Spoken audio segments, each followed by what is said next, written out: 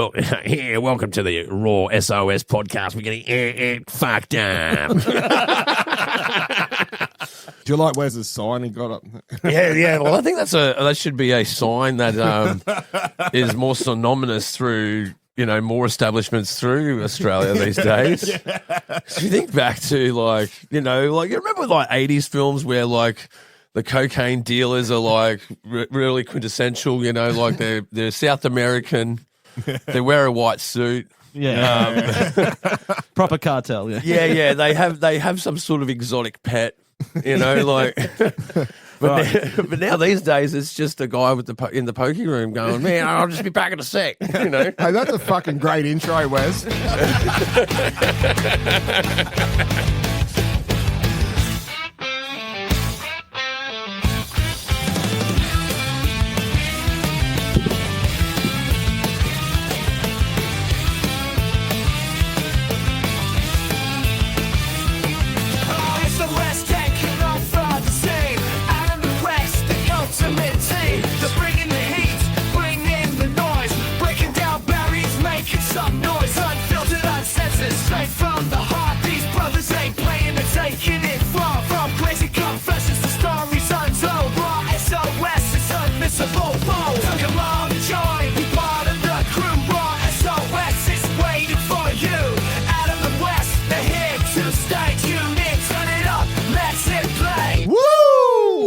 Episode. How are you, Adam? Welcome back. I fucked that up again. Welcome to another episode of the Raw SOS Podcast. How you going, Adam? All right. Fucking haven't left the studio for 2 days. I know, you've been strapped down. Fucking change in. Anyway, we've got a special guest on today, Roscoe. Pagey Train podcast. Fucking absolute local legend. He's joining us today. How are you, mate? How you going out there? Hello, guys. Hey. Oh, it's good to fucking be here. Fuck yeah, man. Thanks for jumping on board, bro. It's unreal. Anyway, we always start the show with a shot. Oh, look, fantastic. That's well, to this studio, man. That's it's going to toast this studio. This fucking studio rocks, shed, bro. Mate. It's called the asbestos shed. The asbestos shed. Well, it sounds safe, so, Cheers, mate. Asbestos. So we got on the sheepdog. By the sounds of it, it's a hair of a dog for you, mate. You had a big night last night. Dude, I had a very big night last night. And no, big shout out to the Made in the West film crew. Yeah.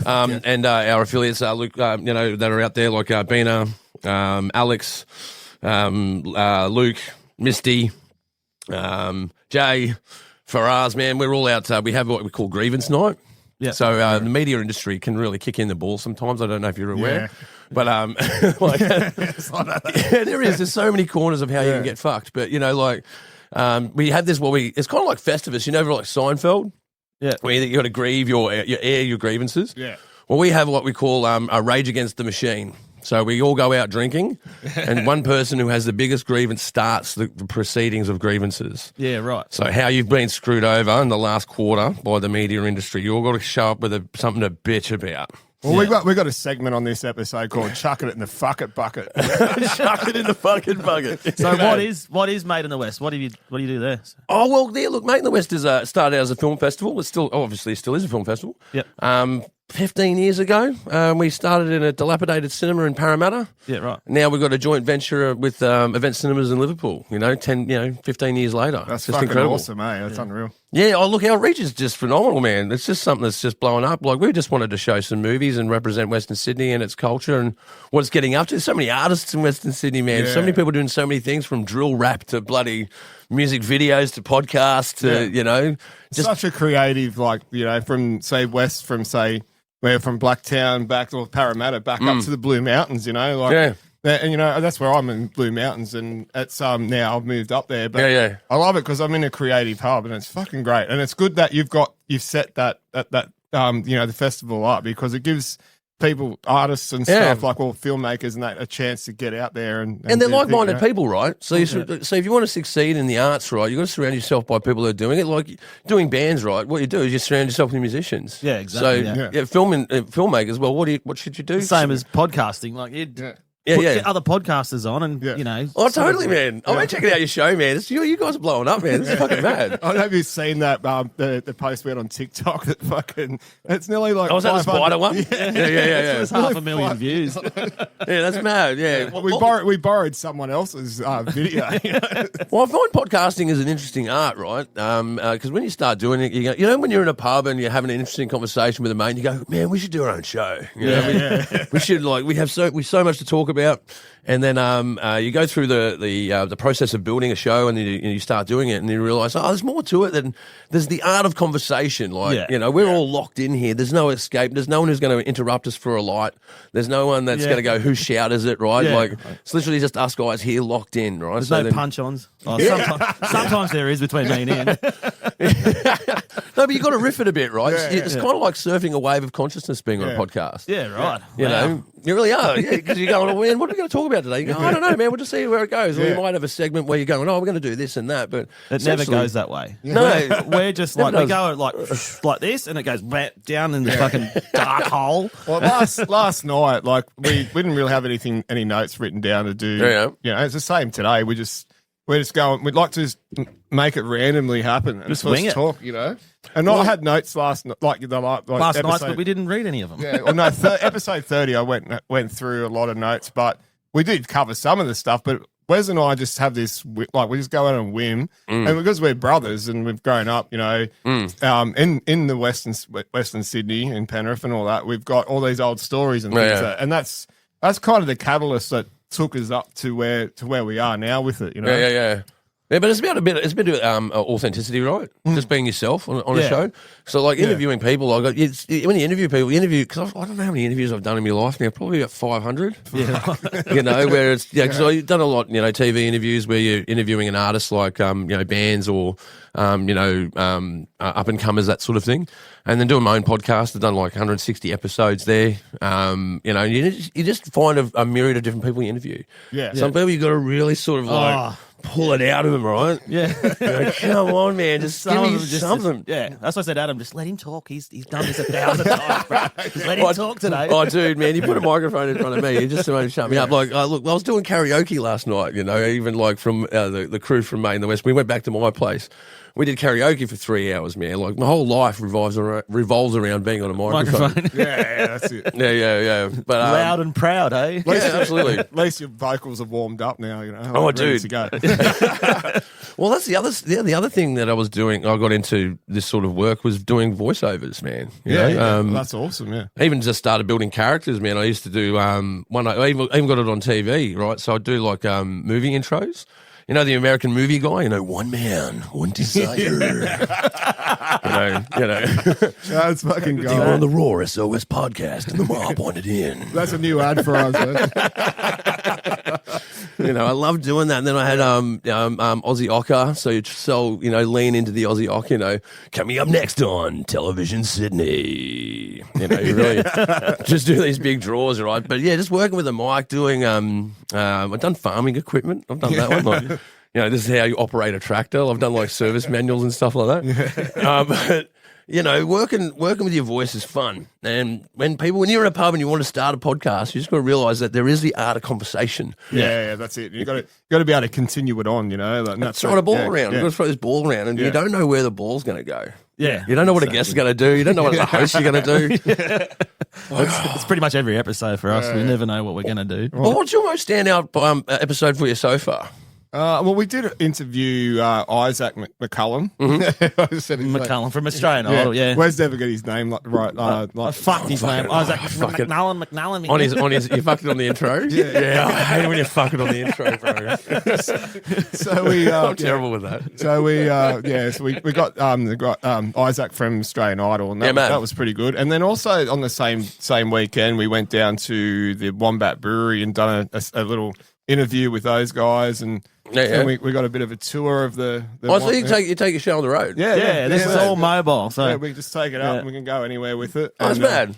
So Wes often comes up the mountains and we do a show from my joint. And, but we've travelled over to we've gone down the south coast. We've gone to Bilpin. We're at the mate's house at Bilpin. He's got a granny flat there. We just set up there and cool. So we can just pack it up and go. All right, we're going to your place. We're going to so we're getting really good at setting all this shit up. It's a lot of work, right? Like just like even for like I do like a 2-camera shoot, and just the video cables alone gets up to. I think I'm up to like 16 out of the back of a monitor into a recorder into a switcher. So you're just running this dual signal all through this gear to capture and record and mix cables and stuff, and you just go, fuck. But it's complicated chain. Yeah, but we're getting used to it. We're really starting to streamline. I remember like sometimes we just set up and it'd take us 3 hours to get everything set up. Just to get the internet thing plugged in, and then I'm going to run a cable all the way into the house because we can't get Wi-Fi out here. Oh, yeah, okay. So it's great. Yeah, there's plenty of shit to do before we the good thing is, like, as I went to uni, this has been a great initiative. Like, Wes came up with the idea of the podcast, but it was good because I was putting all the skills for all the film courses and shit. The production side of things, and how to do your capture, how to do your edits, and your post production. Yeah, so we just mixed our skills there, and I didn't have any. Mine's just drinking, fucking being a funny cunt on the podcast. Well, speaking of drinking, throw us another beer over. Throw us another one. Throw us another beer. Yeah, right. I packed my one up, but I got a cart. So I've actually set it up so it all goes into a cart. So you can like streamline it and that. And just I can be a solo operation. I can just put it in my car, rock up, do a 2-camera, 3-camera deployment. And then run a vision switcher, and then publish to the internet live. Fuck yeah, I can just rock up and do that. So that's pretty much how I bankroll my podcast. Is I do streaming services in order to pay for the podcast. Yeah, right. Yeah. Because I don't know, like, as part of doing the podcast that I like, I've had I found myself being a bit of a prima donna sometimes because someone said, we want to do this on your podcast. I go, well, I say what happens on my fucking podcast, man. Like, there's so many things that we do, right? Like, Made in the West, you're like, you can say something to me about Made in the West. I go, yeah, totally, we'll do that because everyone kind of owns it, if that makes sense. Yeah. But the podcast I find is going, no, it's got my name on it, man. That's fucking mine. The amount of shit we talk about. But at the start, he was real bit shy and a bit nervous about it. And I've got no filter. I don't give a fuck at the end of the day. And Adam was like, we can't say that. So a lot of the first episodes were a bit jittery. A bit green. Yeah, they were just a bit jumpy with the edit because he's like, I can't take that out, I can't take that out. Now we just like fucking release it. You go through that stage, right? Being overly critical. Yeah. And, the thing is, you've got skin in the game, right? Yeah. And that's the fear. You've got skin in the game. You go, if I say something stupid on here, this could be a problem. Yeah. But really, if you're just authentic and you're just you're just curious about how things work and you just want them to have a laugh, you should be right. I've always said we're only one court case away from 1 million followers.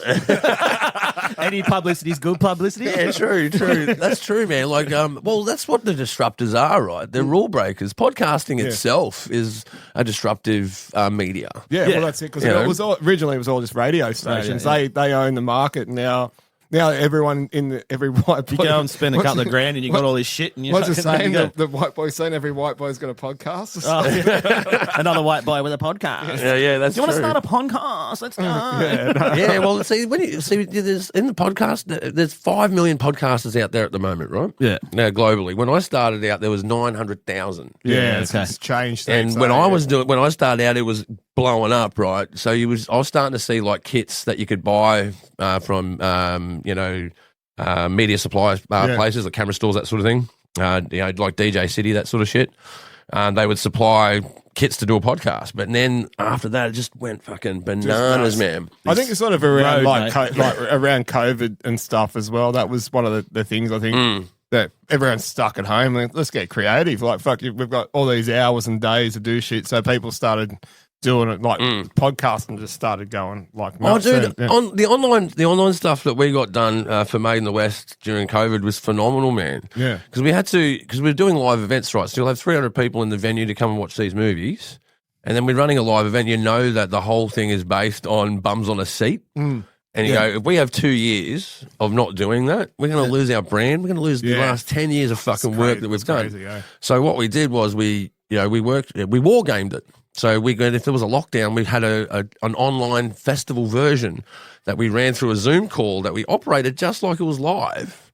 but with Zoom throws. Yeah. So we built that, but we were lucky enough to dodge lockdown. So we got to do the show, and then we have the online festival as well.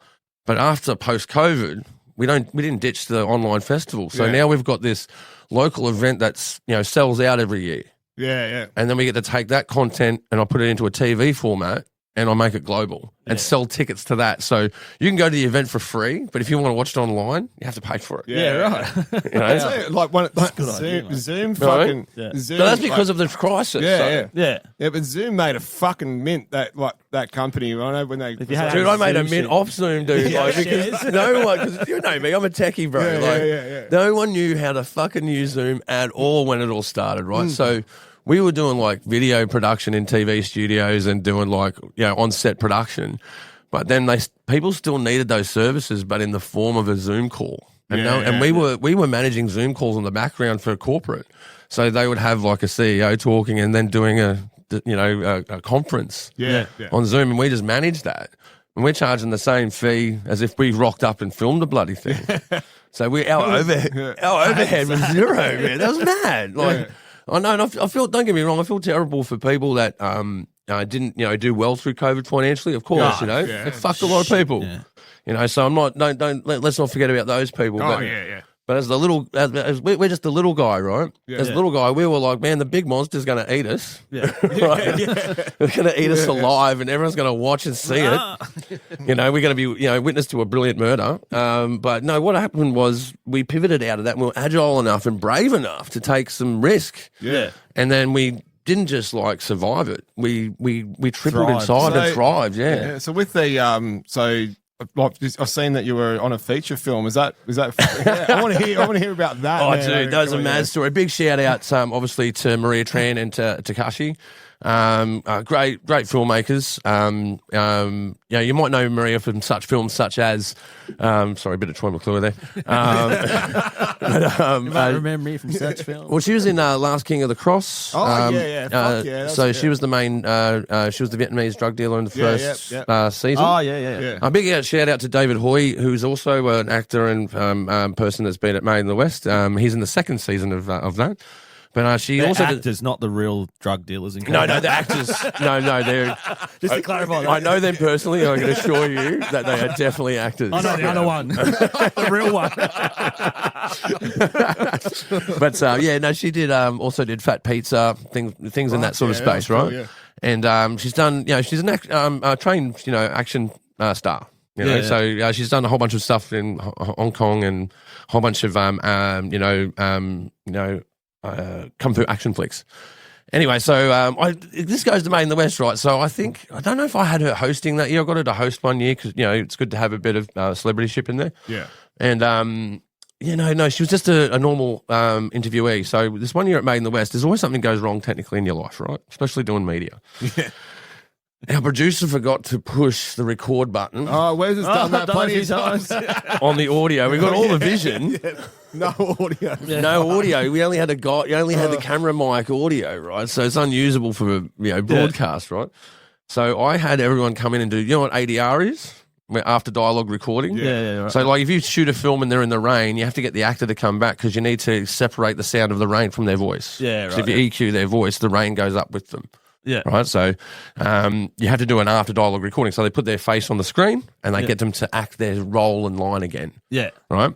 So I had every interviewee from my flagship clip that needed an audio track come into my studio and do an ADR on a live interview. Yeah. Right. So imagine that we're having this conversation now. And we didn't record it, but I've got the vision for it. And I ask you to come back, read a script on screen, and say what you just said to me the same way you just said it. Oh, nah. So it's hard work, right? That would be fucked. Dude, I had a guy from Fox. I showed him this clip, right? And I go, what's wrong with this clip? He goes, I can't tell anything wrong with that clip. I said, the entire sound base of that is fake. Yeah. The voice is ADR, the cocktail in the background is all sound design. He goes, you sound engineered a live event package? Because no one's ever done that. I've never heard anyone doing that. I go, maybe no one ever has done that. But anyway, just to give you the context, right? So Maria had to come around and do this ADR for me. And she sees in my studio, it's pretty funky. There's like weapons and like nunchucks and bloody swords and fucking shit everywhere. She goes, "Can you do any of this sort of stuff?" I go, all props. They're all props. Yeah. Oh no, yeah, all props. They're real. They're real. They're all props and blunt. Not even real blades. He picked it up from the Vietnamese drug dealer. Yeah. That's right. They're all in it. All props. No, but she convinces me to do a film, right? Because I go, but I'm used to being behind the camera. I don't get in front of the camera. I might be like background actor, like a goon. Yeah. And knocks, hired goons, knock on the door and sort of just hop in. But no, she convinced me to do the main antagonist. Wow. So I was like, I had to do a fighting scene with her. I go, I've never done a fighting scene in a film before, Marie. I don't know what the fuck I'm doing. She goes, you'll be right, Ross. You're agile enough. You'll be fine. I go, so I go do the film with her. It was an amazing experience. I've seen I did see a few of the clips when you were training to do the fighting. What's the film called? Well, that one was called Operation Kung Flu, and that was about a racist white guy that was kidnapping Asian people and experimenting with COVID on them. Yeah, and I'm the last boss. So she goes through and she kicks all the henchman's ass, and I'm at the end with my. Is it on there?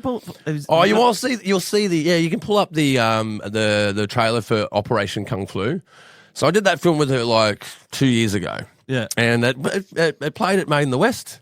It played in LA. It played, I think it did it did places around Southeast Asia. It played all over the world. This clip, right? Yeah, and it had a few 100,000 views on different streaming services. Yeah. And I've seen it appear and reappear. So she's selling it and reselling it all the time. It's actually even featured at Is that which one? Is that one there? Yeah, the one on the left. That's one here? Yeah, that's her. I don't think you're getting any. Hold on, signal through that. Yeah, that's the one. Play that one. I did the VO for this as well. Operation Kung Flu. I think I'll do the VO for this. I think might be this one. Here it comes. In a world where attacks on Asians are on the rise. Yeah, that's me, yeah. Racism is learned. Go back to where you came from, you Kung Flu is incredibly contagious.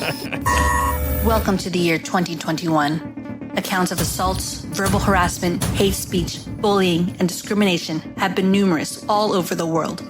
There have been several reports of missing persons. I was having lunch at the main fishbowl house. He's got the virus. Get out of here. One day, I got this letter. Corona bat balls. That's one of the virus carriers. I think it's the last thing I remember. Your mission in Australia is to find and rescue the missing persons. A single female Asian cop has woken from the cryogenic pod to unleash her inner fire. It's crazy, yeah. Maria Tran's awesome, dude.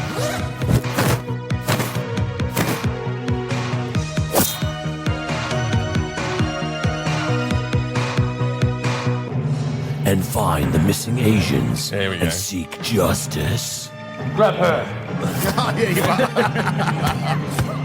Hired goons. You are a racist.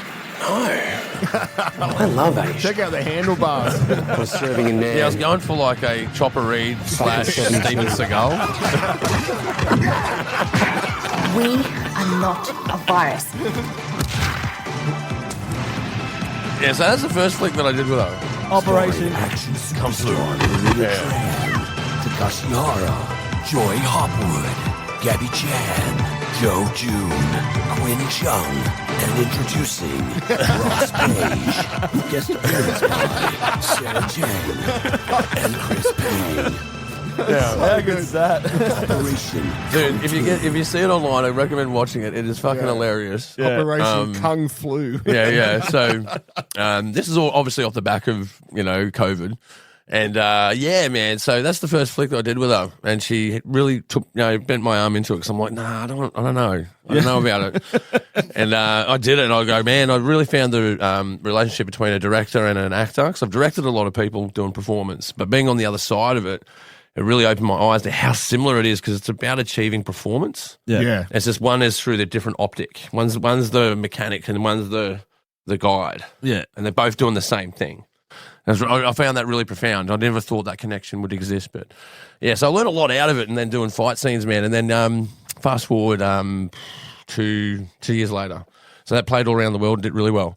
And We even sold it for Made in the West. We had it as we have a Made in the West Presents that we do in the a core stadium. Yeah.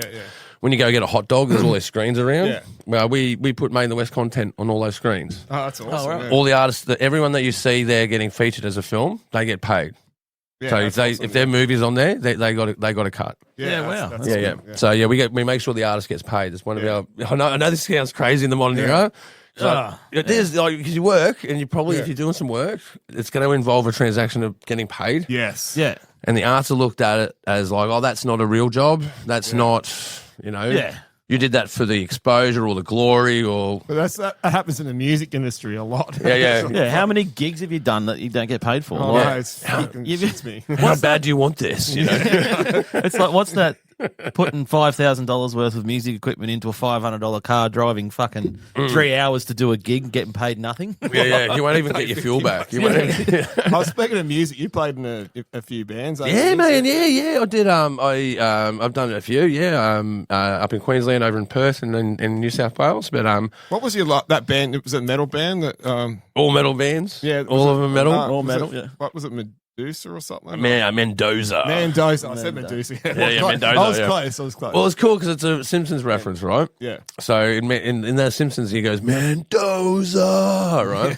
So we would do a show, and we would immediately get like this rock welcome of Mendoza. So, I did an interesting show that one once with that band. I was in a lineup that included all bands that had a reference to the Simpsons in their band name. So I was on with Molman, Flanders, and fucking Mendoza played on the same fucking bill, man. Like, that's awesome. That's how fucking weird the universe is, yeah. And different bands as well, like punk and like because I always like to put it when I put a bill up, I would always try to do something different along the bill. So I even put in a rap act, right? Because then you bring different people to the venue. So if you just put on the same bands of the same ilk. Yeah. All the girlfriends will show up, and the ones that are real long-term girlfriends will be way at the back, not paying any attention at all. And there'll be like two diehard, metalheads that are just fucked up in the pokies and are just trying to hang out and find themselves again. And that's pretty much your audience, yeah. So yeah, it can be harsh, but no, I loved everything. I recommend to any young person join a band. Yeah. You'll learn a lot. You'll learn a lot about the humility of performing. You'll learn how to be a business operator. You'll learn how to be a promoter, a social media promoter, a marketer, a lawyer. It's crazy. And then being in a relationship with 4 other dudes, like, fucking probably the hardest part. Well, I think that's the thing that I miss the most about being in a lot of bands that I've been in is the men's shed side of it, man. Yeah, camaraderie. Yeah, because like we'd go to practice for 6 hours, but we didn't play for 6 hours. We might have played for 4 hours, but we would have chatted for 2. Yeah. You know, and as you go through life, you get married, people have kids. You know, you advance through your life. And like, you know, most of us are just floating through it thinking that we know everything, but really none of us know fucking anything. And like sometimes you go, I don't know about this thing. You go, dude, that's totally normal. No one knows about that thing. You go, oh, thank fuck, man. I thought I was weird because I didn't know. And that can come to anyone, whether they're a parent, a husband, or a son, a brother. It's good though. Being in a band is that kind of escape thing, and it's like in a podcast way as well as. There's a similar thing too. Totally is, yeah. We have this little escapism kind of thing set up, and it's it's good. It's just that creative side, and then band. You've got that whole connection. Your band, you do it, and you sort of form the band, and then you start doing shows, and you're traveling and doing all sorts of shows. Is great, crazy shit. But like as I said when I was on your podcast, like a few years ago, it's about 5 years ago now. Yeah, it's fucking flying. Fucking time flies, bro. But yeah, like I said. How it's just, I talked about the music industry and all that kind of stuff, on there, and it's just. Well, we're long in the tooth with this sort of stuff, Adam. Like we got a lot to say about the industry, and I know where you're sort of getting at is like the trials and tribulations, like even from the point where the Pokies like stole our spot, right? Yeah. So essentially, the Pokies nicked where the band used to be, and if you look at the marble pillars out the front of the local pub and wonder how they paid for those, that's how they did that. Yeah. Right, so money has taken precedence over entertainment in a pub, and a pub is a word for public house. Yeah. The public house is offering as a casino, Yeah. Doesn't feel. I think it changes it which from, is owned by most of them are owned by a fucking grocery store. Yeah, that's right. Yeah, I think it changes. I think, but you know what I'm saying. I think it changes the dynamic of what a public house is supposed to be. It's supposed to be a place where it has a bar that serves you beer, that has a place to sit, and might have a counter meal and a place to socialise. Yeah, a poker room is not a social place. Yeah, no. All the screens are facing one direction so that you're all in a line. Yeah. You know what I mean? Like it's very, very much a casino. No, the band, the Rumjacks, those fellas like were all from like Western Sydney and stuff, and they permanently live over in Europe now and stuff. And they had a song called Fistful of Roses. Yeah. And they used all the old school footage of like they played. I must have got allowed into maybe the old Hope Town when it shut down and whatever else. But yeah. They got up and they played this song and it was showing the old 6 o'clock swill and the whole like how good the Aussie culture is, you know. Yeah. And in the pub, the old what was like the old Aussie culture. Well, it's still there. It's just not represented though. Yeah. I think it's still there. It's just not represented, and it's been corporatized. That's what's really happened. Even looking at see if you look at like bands from the 80s up until the 90s, you could live as even a part-time worker and a part-time musician and get by. Yeah. You could rent a house and you probably get a place on your own. Yeah. Or just about. It'd be a shitty one bedroom, but you could do it. Yeah, well, there was like venues that would try to do that now. You just fuck off. No. You can't even buy a house like a small house in Penrith for like $1 million now. Like it'd be over $1 million. If you're $200,000 a year, you still can't afford to buy a fucking house. Yeah. Well, if you can wrestle with the fact of using discarded fucking pizza boxes as a supply of cheese and live in the back of your car with your fucking acoustic guitar with the most dents it's ever fucking received in its life, and then you get seen by a producer while you're busking on the corner on a fucking Martin Place, as the same, you just might make it. Yeah, but it's a lot easier. It's a lot easier for artists now just to put a video up on bloody TikTok and get 1 million views. Wes calls it TikTok. TikTok, and it's just easier platform for them. They're not going out. They can go and get that, and then straight away someone will discover them. And it'll be on for them, But like. When back in the day you put all your shit in the car, I used to be in a band as well. I played drums, but we'd fucking gigging all the time. But you ended up getting paid shit. But the internet wasn't a thing. That wasn't happening when I was doing it. Well, it was more cash on the door back in the day, right? Yeah. And then they also have the bar deals and stuff like that. That was before, in the before time. Yeah, you could get a cut of the bar. Yeah, you say, right, well, we've brought 150 people into the venue. We want a percentage of the bar taking. Yeah. Oh, if you try that on now, I want 5% of your beer sales because we brought a band here that brought 6 bands with us. Imagine how much money that, like, I know there's excise and the tax and all that kind of shit, but how, like, you go to buy a schooner. I remember when schooners were $2.20. I'm showing me age now. Oh, dude. It doesn't feel that long ago. They're $8, fucking $9. We done a gig with my band over at Tempe, and the valve. The valve or the harp? The harp. Oh, it's even before the valve. Yeah. So I'm 40. I was 20. So it's 20 years ago. Yeah, wow. I played heaps of gigs there. Anyway, he goes... Yeah, it's great. He's writing down, because there was 4 bands playing, he's writing down, what band are you here to see? Ticket off. We had one bloke. Oh, that's right. You had to then split who came to see your show. I forgot about that shit. Yeah, they did do that. Those so that one, he gave me $5. We got paid $5 for that gig. Keep it, you fuck. There was another one. The worst one was at fucking Lewisham. Yeah. And we got paid. We got paid. Live house. Fucking. The Live House. I remember Live House. $4. They gave you $4. $4, and then he came back up to me. What the fuck are they thinking? Yeah, and I was like, "Fuck!" I couldn't even afford a schooner. I didn't tell the rest of the boys in the band. I was like, "Fucking," and he came back to me and goes, "Oh, I need my 10% out of that $4." No, he asked for his booking fee of 40 cents. I said, "Fuck you." Do you know what I would have done? I would have said, "Give me my $3.60 back," and I would have, as I was walking out of the fucking pub, I would have rolled it out the front door. I went, "Mate, you're gonna have to wait till I get changed. Go and grab the rest of it, you fucking cunt." No, music promoters, I know some of you guys are out there, you're nice, but some of you aren't, and I know you from the past, and you all know who the fuck you are, and you mentioned Live House. Yeah. Some of you guys there, the guys at the fucking Venom and the Agincourt, you know who the fuck you are. If you have to put someone by the scruff of the neck to get paid, you know that it's fucking awkward.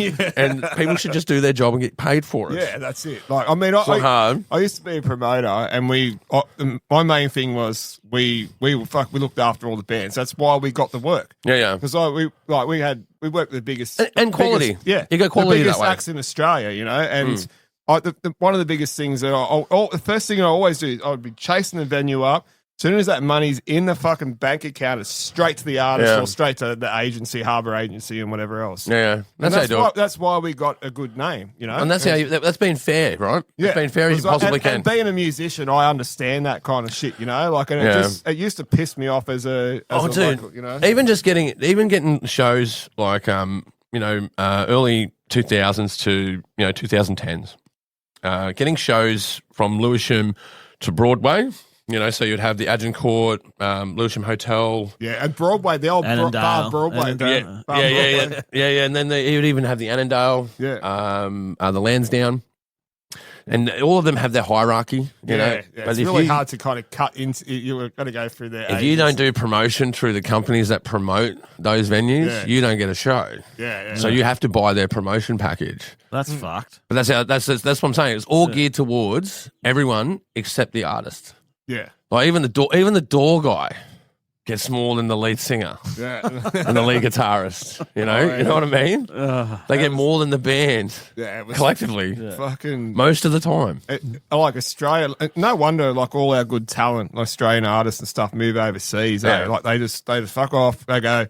We've got a big. Well, obviously the population's a lot smaller in Australia compared to like Europe and wherever else, But yeah, we lose them all because we got all these. Like, you can't find fucking gigs. There's no. It's a famine. There's nowhere to feast. Yeah. And there can be a place to feast because you look at bands from bygone eras. You've got AC/DC, man. You've got, Midnight Oil, man. There's plenty of bands that are like massive out of that model.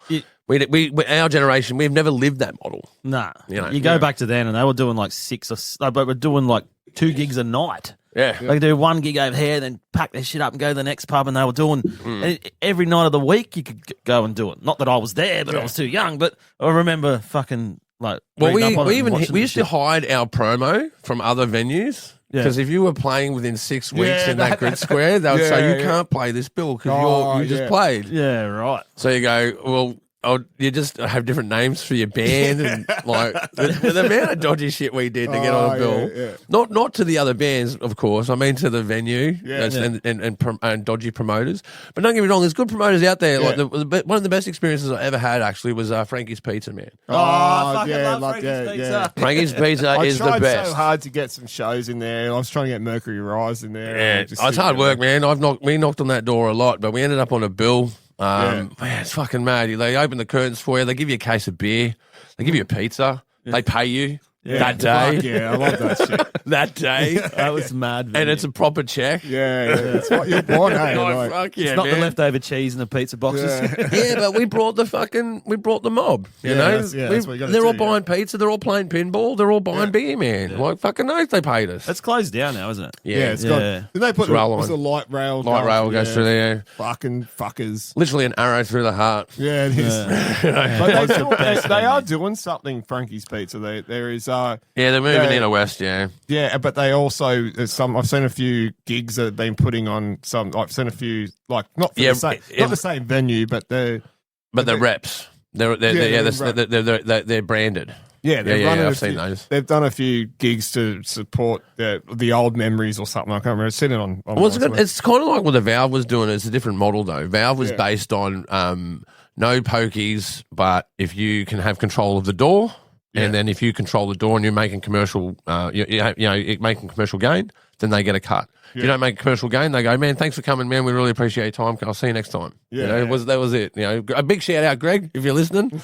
Greg was mad. Because he moved. I think the Valve moved into Agincourt. Was that in the corner there? That down in the Venom bar, I think it was. Yeah. And I remember playing upstairs. And, that's I played. Yeah, it was in my old band, Normal Day. We played with a band called Smash and Grab. Oh, yep. And they were full punks. And anyway, I've heard of those guys. Yeah. Yeah, we ended up getting a real bad review from their girlfriend was a journalist for Drum Media. Oh fuck! Yeah, see, she started because we got a keyboard player and she started like saying, "Oh, the one-fingered keyboard player."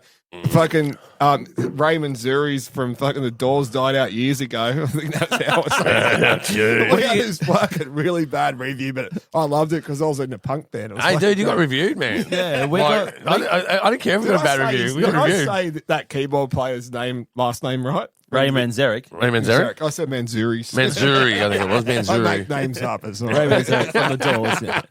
We got a bad review in the drum media. We were doing a fucking Battle of the Bands thing at, I can't remember. It was on Parramatta Road at Concord, and she fucking flogged us, Like we were just there, not getting paid, and she just like, the guitarist were playing Better by Screaming Jets, and he fucked up the. It's probably the worst fucking version of that I've ever heard. Blah, blah, blah. Crucifixion, crucifixion. Yeah.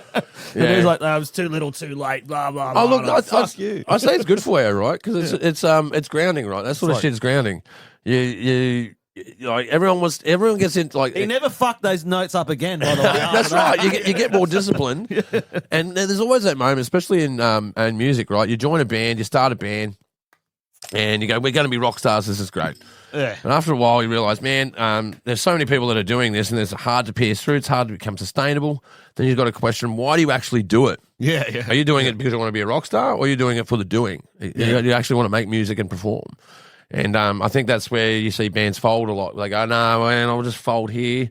But if it doesn't fold for that reason, it's always a girl. That's what I say. It's always a girl involved in folding a band. That always happens. Sorry, ladies, but it's always a lady. Yeah.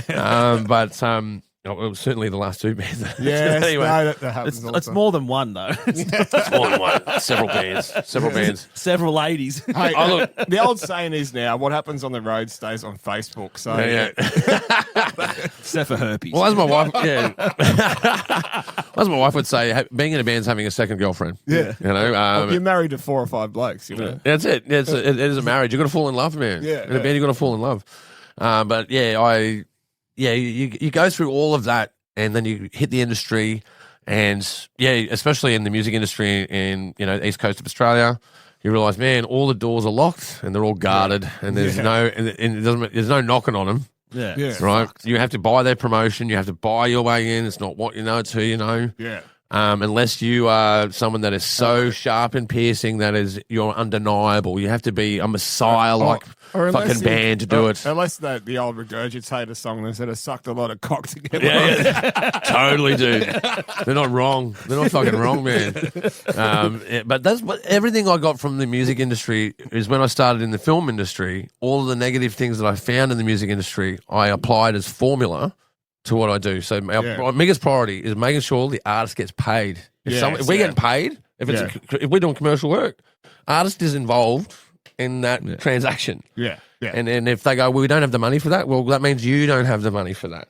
Because we pay everyone. So this is the fee. If you can't pay that means we're out of your budget. We don't pay very well on the Raw SOS podcast, all right? Oh, yeah, no, you pay well so far. Jeez, I don't know how many beers down range I've got so far. We pay fuck all. Oh, dude. Well, that's why I call it the Pagey Train, right? So on the Pagey Train, which is the Pagey Train of thought, the Pagey Train on the drinks cart on the Pagey Train, but it's never first class, though. It's always just fucking falling out of your seat. I talk about the Pagey Train. That was my first podcast I'd ever been on. I didn't ever think I'd be creating one or being a co-host or whatever. But you're a great man. You're a great host. And thank you, man. Yeah, that's very kind. I was fucking nervous as fuck. I'm swinging on the chair. Yeah, I watched it. I'm doing the fucking disco dance. That's like I don't know how many generations ago that is. That's probably 6 generations tech-wise. Yeah.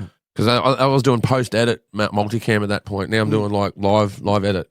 Yeah. So it's amazing what you go through. I recommend this to anyone. If you're doing a podcast, what you want is to figure out your duration. So whether you're doing an hour, a couple of hours, like this podcast, imagine you just go into we're good, right? Yeah, long form. We're doing pretty much long Yeah. form. That's how we go. Yeah, well, I'd say so, or it's a themed podcast. You might be talking about maybe it's true crime, or maybe it's tunnels.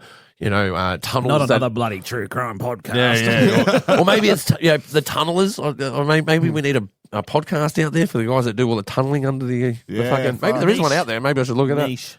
Yeah, but find the niche. Yeah, there's spaces to do that. But I would say, obviously, if you do an hour, if you do post production on an hour podcast, it's going to take you 4 hours to post production that. Yeah. If you do it live, it's your production time is your record time. All right. So when we come to your podcast, you're going to show us what you're doing. Oh, dude, yeah, it's easy bolting, but it's all comes down to Spondula, man. It costs money to upgrade. So what I say to people is, you can easily start. You can now run phones through into OBS, man. Yeah. You can run 2 phones into OBS and literally just put them on a selfie stick and do it. You know, you don't even need mics. Other podcast we went and guested on a few weeks ago. They do that. How'd that go, Adam? Oh yeah, no, let's not talk about that. But they were using OBS. That's the software. Yeah, the software they use. Yeah, OBS. You can actually do live broadcast. I've always wanted to do one live. Yeah. Because I do it live anyway. Like, I don't edit it. Yeah. Like, I might cut the top and tail off it. Yeah. But essentially, the body of it and the intro of it is the intro, and the outro is the outro, and everything in the middle, that's pretty much there. I very rarely have cut things out. Yeah. The only time I've done that is because of intellectual property. Yeah. We had a few too many drinks there. That was commercial confidence. I'll take that out for you.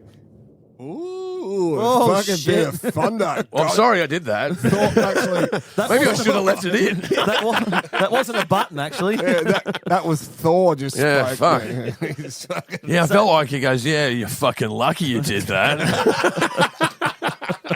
Just reminding you, fucker. So what just happened? Thunder just went off in the fucking background. Thunderstruck. Because the audio will cut out here. Like, it'll cut the background noise out or some shit. But anyway, I don't think you'll hear it, but that was quite loud. What the fuck was I on about? Anyway, we'll still go to somewhere. Anyway, more about yourself. Where'd you grow up? You obviously Western Sydney. Oh, dude, yeah, mad. I grew up Campbelltown. Yeah, Campbelltown, Scrambletown, as they would say. It was an interesting time, man. I think it's all interesting time for all of us, really.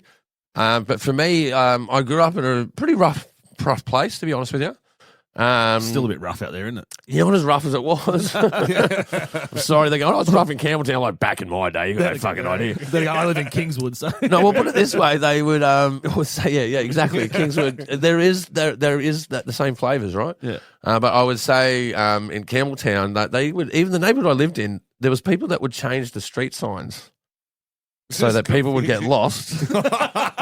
And they because you know when you see someone driving lost, this is before GPS days, right? You'd see someone driving lost, and it's obvious that they're lost. Yeah, and they go, "Oh, you lost? Pull the old Can I offer you some help?" Gregory's out. Pull the Gregory's out. Yeah. And as soon as they unwind their window and offer help, they just fucking rob them. So just fucking, it's just insane place to grow up, dude. Like, fuck, dude, I've seen houses explode. Yeah. I was shot at twice as a teenager. Oh fuck. Yeah. But not by a vicious attack or anything. It wasn't like they were aiming for us. They just randomly were shooting at us. I had a guy on LSD, man. He was hanging out the window with a rifle, just fucking having a go at people walking by. Fucking hell. It's a fucking insane place. Because you can, don't get me wrong. See, when I had a bullet hit in front of me, right, and went, I thought someone was throwing rocks at me. That's quite often happens there as well. Yeah. Because people throw a rock at you and they want to take your shit, right? They're either going to try and nick your shoes or nick the lunch you just bought, right? It's a rough place, man. Yeah, fuck. But the thing is that there's a time where you get you fit into the pecking order and the hierarchy of society. And they go, oh, yeah, he's all right. Yeah, you're a part of this tribe. You're a part of this community. Outsiders, though, man, get a Rolodex because, those signs can fuck you up, man. It's literally a bear trap driving in there. Police wouldn't go in there. Oh, yeah. No way. What's that sub? What is that sub? Eds. That's what yes. Isn't Spaniard? Is it Spaniard? Spaniard. Oh, I say I'm fucking Spaniard. I don't mind Spaniard, actually. Yeah, I heard he's mad. Yeah, Spaniard talked about it. He'd done a whole walkthrough there. And that. Yeah. I was very rough through there, man. And they knocked most of it down now. One of the houses, there was one person that's still living there. Next one was a full, just in a unit block, it was just totally trashed and fucked up. Oh, dude. Yeah. Man, the amount, there was, murders were frequent there. Fuck, man. But you never see it advertised, though. That was the thing that really spun me as a kid, and especially as an adult looking back. Man, that was so newsworthy. There's so many newsworthy things that come out of there, but they never put it on the news. And he goes, at a budget because of the distance of getting out to the west, you go, I don't believe that. No. I don't believe it's a Banter problem. What happened? So the same thing happened with like Mount Druitt and all those places. Yeah, very much so. Yeah, social experiment. So they were putting cheaper housing for immigrants. Yeah, it's the same. That's how that housing emission kind of. There was actually a town planning model to it. So it would have a park in the middle, and all the houses would face the park. Yeah, and all the alleyways would come off the park. So the idea was to create citizenship through organised sports, organised religious moments. So and when they were built for mainly Irish people. So it kind of resembles a lot of like Irish, Scottish kind of vibe. In that, that's right. Yeah. So it's literally this design is very deliberate. Like the tenement houses and stuff. Like over in Scotland and absolutely same kind of complexes, and that reminds me of it. And it's the same. That's right. They're the ones that built it. Yeah. So all the immigrants from that space that built that, right? Of course they built it that way, and of course the designers are that way, and they built it familiar for their people. Yeah.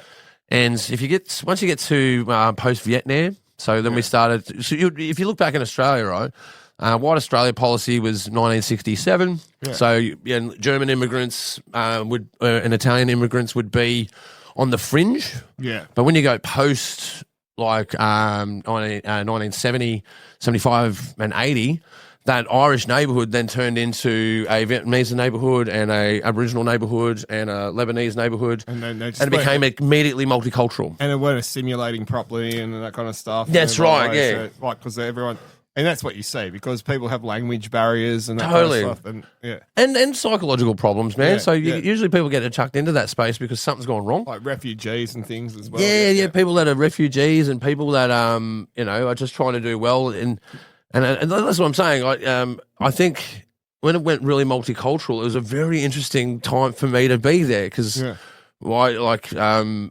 just learnt so much about so many people. Yeah. And especially when you're in a place that's quite got to watch your back a little bit. Yeah. And that's why I ended up joining the military, man. I joined the Army Reserves, and that was the circus that I joined to leave town. Reserve, what corps were you in the reserve? I was in Rayoc, man. They call us a roach. Yeah, roach. So roach. So RAAOC. So Royal Australian Ordnance Corps. Yeah. So they used to call us blanket counters. So a good joke in the military, they have, what's this, Ross? I go, 5 blankets. Well, the other thing is like, I see, can I have that thing that I need, that water bottle? I go, I don't have any. Well, there's one on the shelf. I go, but that's the only one I got. No, we used to say acquired. Because I was in the military as well. Yeah, that's right. Yeah. The 5th Combat Engineer Regiment. That's right, because we were in G-Res at the same time. Yeah, and reserves, because you were like, because I joined in 1997. 97, got that right. Would have been 96. It was last century and last millennia. When I was a teenager. Fuck. Yeah. Well, that's what I mean. I came out of that space in the 90s. For me, I find it very fortunate. I know that the story I was telling, there's a lot of violence and stuff involved in that, but there's a whole bunch of other stuff that was involved in that. Cross-cultural understanding, a sample of different languages, sample of different art, fashion, food, it's fucking mad, if you ask me. Yeah. But, you sort of get to, I don't know, this point where, how do I put it, you sort of get to this point where you're very thankful for all of that happening. Yeah. Well, I'll tell you what I love about, having a multicultural country is having the food, man. The food's, you can go to, go anywhere in the world, like anywhere in the world in Australia. You basically, I want to try this, I want to go, that. I love that. Yeah.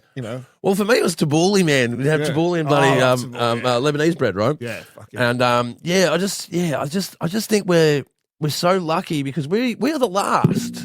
Whoops. We're the last, right? So you know how to use a dial phone? Yeah. You know how to drive a manual? Yeah. I've got a manual car. Right? Still got one. He's got a snatch. He drives a snatchback. At least. Yeah, snatchback. Just a little. It's a little car, mate. Little girl. Every time it's, I don't know. Your car gets brought up a lot, and every time it's a snatchback. I've had a few snatchbacks in my day. It's good. It's what sort of snatchback? No, but it's good though because it's good on fuel. But that I switched from a Subo Subo, bro. Subaru. Subi. But that went all right, but it was just fucked. It was full of rats and shit. That's another story. I think you go back to episode 23. I think we get into Adam's cars. But I just think we're lucky, man. I think we're lucky because like we got front row seats because we're the last of the analog. We're the last of the last millennia. Yeah. You know, like two grandfathers ago, he was riding a fucking horse, bro. Like we're trying to stay off doom scrolling. Like, I know it's fucking changed, but then it's you fucking look, crazy. look at our kids, like, and they're just like they've brought up with this shit, like phones, and iPads, and stuff. I remember my daughter was like 2 years old. I'm going, oh no, actually 1. And I'm going, oh, look, she can use the iPad. Isn't that so fucking odd? But now it's like, get off the iPad. Yeah. Fuck right off the iPad now. Yeah, but if I go back to Campbelltown, right, and we go back to my childhood, we always had a football. Yeah. We always had a skateboard, a BMX, or we were all on a BMX, or we were all on a skateboard, or we all had a football, a soccer ball, and a basketball. And we would go home when the street lights were on. Yeah, exactly. Go home when you're fearless. Absolutely fearless. Yeah. You know, unrestricted. We had like where I live was all bushland, right? And so I'd be out in the bush, like running through the creeks and stuff, catching carp. And man. He caught a carp and ate it at a Warrington Lake. Oh Jesus! Hold on. I'm just going to introduce this section. Welcome to the Old Man Hour. Lie down, relax, and just get fucking relaxed. Oh, no, fuck that. Feel the buttery turns of being an old man. Yeah, he can do that. You know where I was going with it. The smooth sensation of it all. Yes. Now lie down. Put your glasses on. Do you remember? Crack another beer. Welcome to what was the other one? Welcome to Love Song Dedication. It was a 101.1. Yeah. Clone radio. Clone. Can you do any? Well, I'm Kip Casper. Can you do any German accents? Oh, German. I can. Sie Germans. I can do Sie Germans. It depends what kind of Germans you need. I can do Sie Germans, but it's only in the comical sort of way. Yeah. That sounds Swedish. Yeah, it does. Yeah. See, that's the problem with voices, right? You sort of, because I was saying this yesterday. A really big shout out to my Uber driver that got me home last night. That was a fucking heroic drive, Uber bro. drivers. Heroic, man. I was in the front seat. They're all in the back seat. We were fucking chirping, like, and I was yelling, basically spitting in this man's face, telling him that I was a parrot. And and he's like, "What do you mean?" So then I started I started the American Movie Guy thing with him last night. That's what was in my head today, you know. And I go, one Uber driver, one man on the road, alone, putting up with pain, suffering, torture. And he's just looking at me like, that was pretty good, actually. I go, man, I'm a fucking parrot. But the problem with being a parrot is you do phase sometimes. Like, if you're trying to go for an Irishman, you sort of got to just lean into that like that. It's a bit breathy. It's a bit breathy in there. But then you go really solid and then pinch it in, and then you can arrive to Scottish, but Scottish can easily evolve into the Russian very easily. So it can just phase between these two spaces.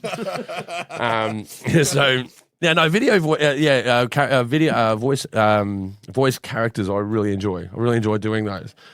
Trump, I'm not going to do Trump today, but I've been working on him.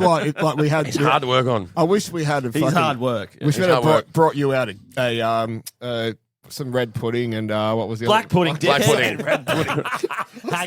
Haggis. Yeah. Haggis. That's right. You tell Jesus haggis. We've had some haggis. Dear Lord, I man. keep saying red pudding because I'm thinking of blood. Okay, well, blood's red, so.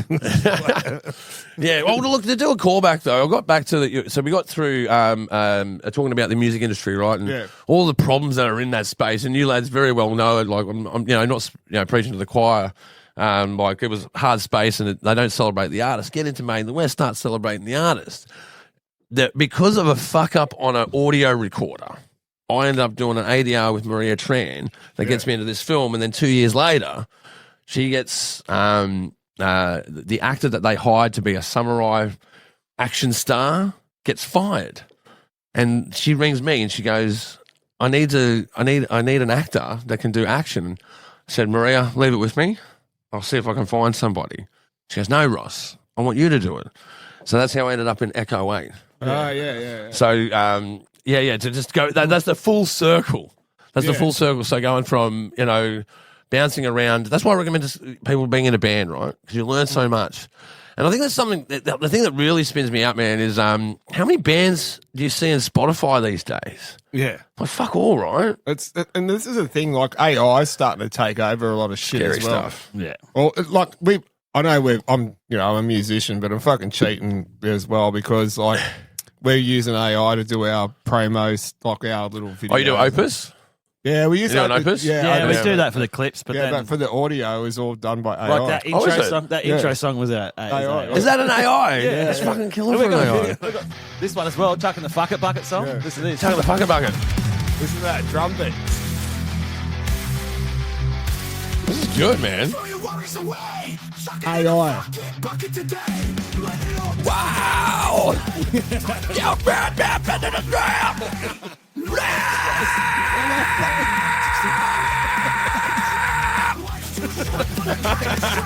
Chuck it in the fucking bucket. Let's start again. Let's start again! That was fun. Right, so have you got Fuck anything, yeah, I just rocked out with an AI, man. so have you got anything to chuck in the fucking bucket right now? Oh, dude. Fuck, there's so many things. Where do I start? Maybe AI taking our jobs. Look, I don't know. AI's a strange one, man. Like I find, you know how you have predictive text on your phone? Yeah. Well, that's technically an AI, right? Yeah. Like it's figuring out what based off your moves and it knows the language. It's like the neural link.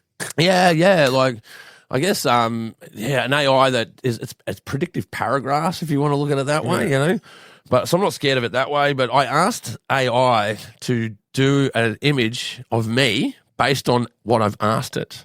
What do you think I look like? Dude, it sent me an image that looks very much like me. Oh, get fucked. But without the ponytail and without my aesthetic. That's fucking right? crazy. Yeah, it built me as a businessman. So Bring up the Bert and Ernie, what we look like. what I want to say is if I'm going to chuck something in the fucking bucket, I'm sorry, Chatty G, but you got it wrong. You got it wrong. There's a photo of me and Adam as a Sesame Street characters, and it's fucking pretty funny. But it's Bert and Ernie as they are about fucking 80 years old, just on the piss. Oh, yeah. And it's fucking mad. Yeah. Where is it? Bert and Ernie with liver disease. Speaking of which, I've got some fucking Guinness. I was about to say, you're doing a segment here. I can see it. That's why. I'm waiting for it. I'm like, fucking, there we are. That's why I wanted to get my Echo 8 plug in there really quickly. Just big shout out again. Go and check out Echo 8. Yeah. Go and check out Echo 8 on Facebook. Echo 8. What's Echo 8?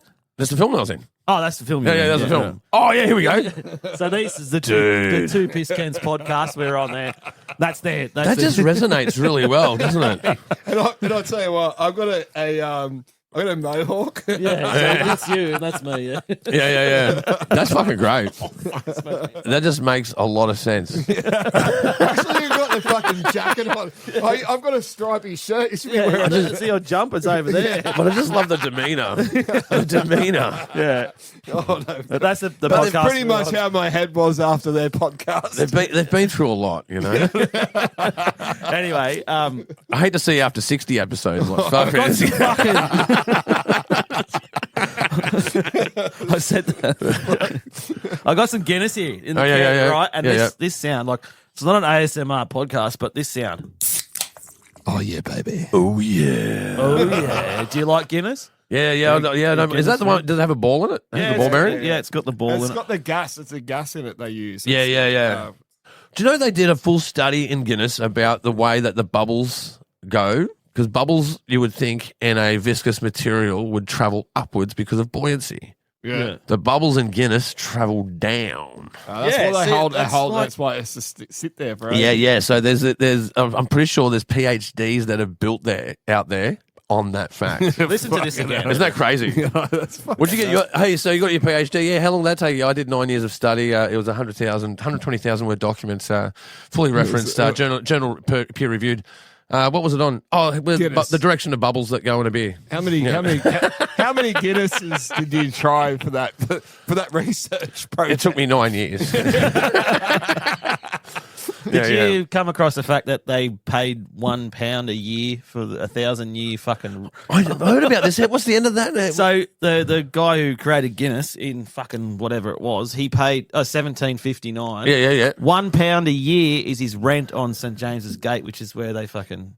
Yeah, that's his rent for 1,000 years. £1. £1. And now they're in the fucking euros. I don't know. It might be €2. Yeah. But he's got it for 1,000 years. Yeah. See, that's when the king needs a quantitative around. That's gone, man. Dude, that's a bad deal. 1,000 years. Think about it. Think about inflation, bro. 17.59. He's fucking. So look, a pound sounds right to me, really. Like I'll take a pound. Like he's going to do it for 1,000 years. That's £1,000 times 4, you know. Yeah, but inflation, bro. Inflation. Yeah. But anyway, we pay people to fucking study the bubbles in this fucking... We do, man. Like, there's so many weird studies out there. You can find anything on anything, man. Yeah. Okay, let's have a break because I need a piss. You need a piss break? Yeah, piss break. Yeah, great. Stay raw, stay fucking reckless, and fucking keep going. Cheers, cunts. Thanks, guys. This has been a fucking hoot. I've had such a good time. So much beers. Woo! Woo! Whoa! Yeah! Yeah! What? Ha! What? Yeah! Bringing the heat, bringing the noise, breaking down barriers, making some noise. Straight from the heart, these brothers ain't playing, they're taking it far. From crazy confessions to stories untold. Raw SOS is unmissable. Took a long joy, be part of the crew. Raw SOS is waiting for you. Out of the west, they're here to stay. Tune in, turn it up, let's hit play. Adam, always awesome.